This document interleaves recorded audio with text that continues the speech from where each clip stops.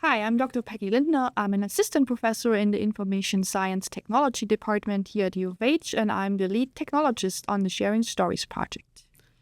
Hi, I'm Dr. Nancy Beck-Young. I'm John and Rebecca Moore's professor of history in the Department of History and director of the Center for Public History here at the University of Houston.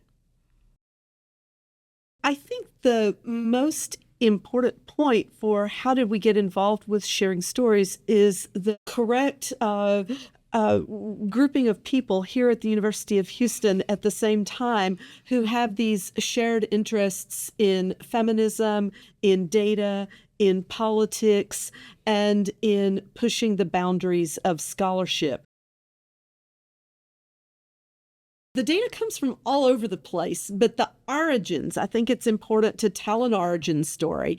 The origins come from a document at the special collections here at the University of Houston that we call the Marjorie Randall document. Marjorie Randall was a volunteer at the 1977 National Women's Conference here in Houston. And one of the things that she did, or I assume that she did, is that she sat with all of the registration forms that prospective delegates filled out, and there were almost 2,000 of them, so 2,000 pieces of paper, a large stack. And she condensed that information down to about 60, 70 pages. We found that document in the archives here, and we saw both the brilliance of it and the puzzles in it, and were convinced that there's a digital humanities project waiting to be found or waiting to be developed from this document. It told where delegates worked, what their political practices were, their religion, their sexual preferences, their support or opposition to the Equal Rights Amendment, which was a really big deal in the 1970s, and organizations that they were affiliated with, whether they were rich, poor, or middle class, and everything else that you can imagine. For me, as an information scientist in particularly, I think of data as information, right? It's the key to having records of either events, information about people, numbers about things that have been sold and purchased and so forth. And what we do with this information is we try to reorganize it and gather it so that we can use it to answer questions. So this is the other piece why I think data is important and what data should be used for. It should not be just collected and recorded. It should be organized in a way so that people can answer different questions with it. And that's why we as technologists, what we have to kind of like think of is how can we organize this data and make it available in a way so that people that we may not think of today can utilize it in many ways. So for this project, essentially, we were thinking about, of course, the broader public, because we wanted to bring back the history of the event of the National Women's Conference.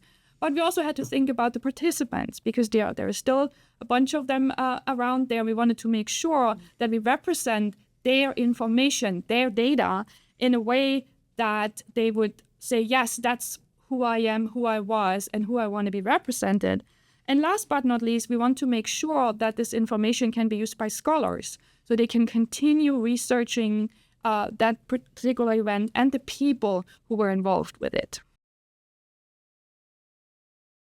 From the get-go, I had kind of like a hinge at like that we not only wanted to make this about the demographic data, the kind of data that we had found in the records, but we also have this kind of like qualitative nudge to it.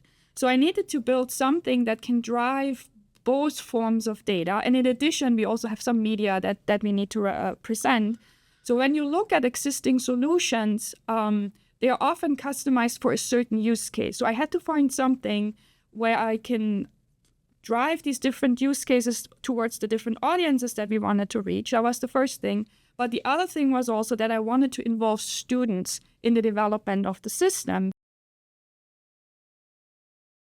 With that many people to research, it was clear that this was not something that I could do, or Leandra Zarno and I could do together as historians on the project, but we needed to bring students into this process. And so we have developed a pretty intense 3-step peer review process that right now involves junior and senior level interns doing the first round of peer review. In digital humanities, we use the language of cleaning the data to make sure that we don't fall into the trap of garbage in, garbage out, that what we present to the world is true and accurate, so good questions can be asked and answered. So undergraduate interns do the first round of cleaning,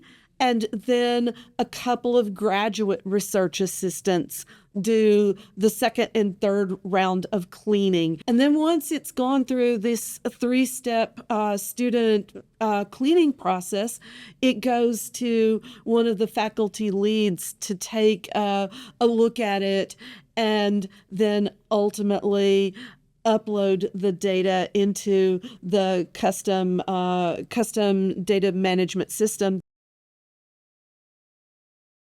We wanted to allow people to do a reinterpretation of those events in the modern days now. And in order to do that, you kind of like want to make sure that you collect as much information about the people that went to the event as you can, but you also have to organize it. And we need to organize it in a way that people can sift through it in a way that it allows for what we call kind of like an intersectional approach to data. Because these information does not exist in the void. So it doesn't make any sense to just talk about the race of the participants or just talk about their political involvement in isolation. So we want to make sure that these things can be talked about in context and can be brought back in as a really what I call recontextualization.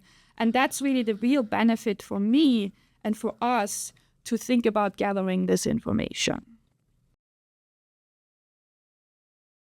Scholars will be able to go into our Researching the NWC page of our website and ask questions. So did religious identification play a role in whether or not NWC delegates were more or less likely to support the Equal Rights Amendment, or whether they were more or less likely to support reproductive freedom, or more or less likely to support sexual preference planks. That was a big deal at the National Women's Conference, and on you go, because the issues that participants cared about in 1977, many of them are active issues in the body politic in the 21st century, where we sit in 2024.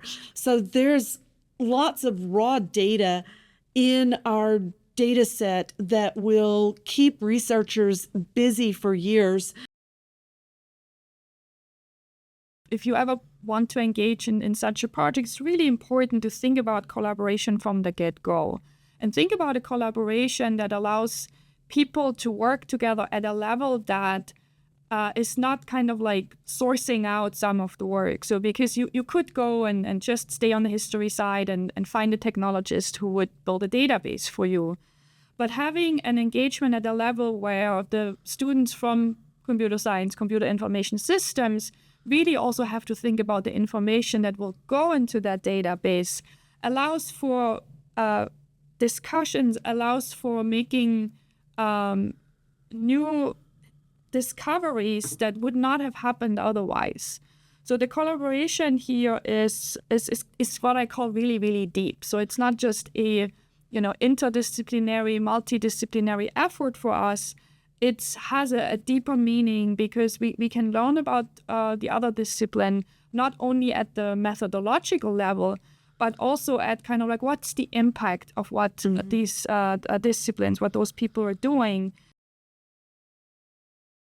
I'd like to wrap things up by offering an invitation to everyone who is listening to this to reach out And provide us some feedback on the project. And get involved with the project, perhaps through your teaching or perhaps through your research. And also reach out and tell us how you're using our site and what you're doing with it. And you can find the website at SharingStories1977.uh.edu. Thank you. Thank you.